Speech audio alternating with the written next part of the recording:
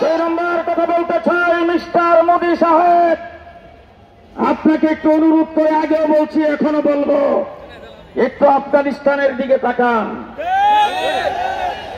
আমেরিকার মতো পরাশক্তি 70টা মিত্র শক্তি একত্রিত হয়ে 20 বছর চেষ্টা করে সেই জায়গা থেকে আমেরিকা চাইনা পরে বিদায় হয়ে গেছে।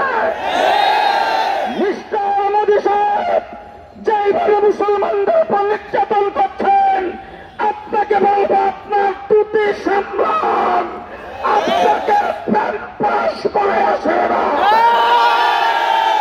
আমরা বাংলাদেশের মুসলমান, বিশ্বের মুসলমান, যেইভাবে ভারতে মুসলমানদের উপর নির্যাতন চলছে, পরিষ্কার বার্তা দিয়ে দিচ্ছে, ভারত টুকরা টুকরা হয়ে যাবে, টুকরা হয়ে যাবে।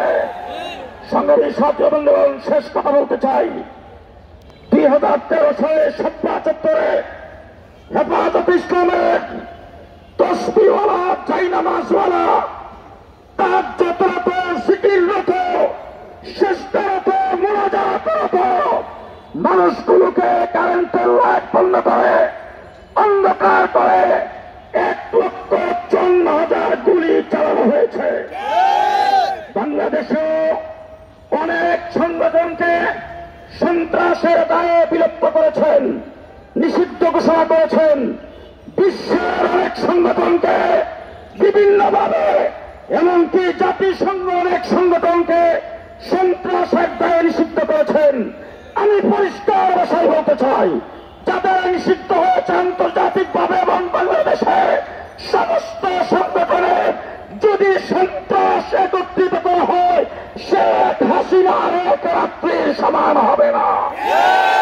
সুতরাং আজকের জনসমুদ্রে দাঁড়িয়ে পরিষ্কার ভাষায় বলতে চাই, যারা আজকে বাংলাদেশে যদি কোনো গোপন ভাবে শেখ হাসিনা এবং আওয়ামী লীগকে আবার এই দেশে প্রতিষ্ঠিত করতে চান, তাদেরকে বলতে চাই, আওয়ামী লীগ নামে কোন সংগঠন বাংলাদেশে থাকবে না,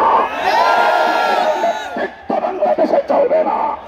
পরিষ্কার ভাষায় বলতে চাই, অন্তর্বর্তীকালীন সরকার অনতিবিলম্বে ছাত্রলীগকে যেভাবে নিষিদ্ধ ঘোষণা করা হয়েছে, এইভাবে আওয়ামী লীগকে নিষিদ্ধ ঘোষণা করতে হবে।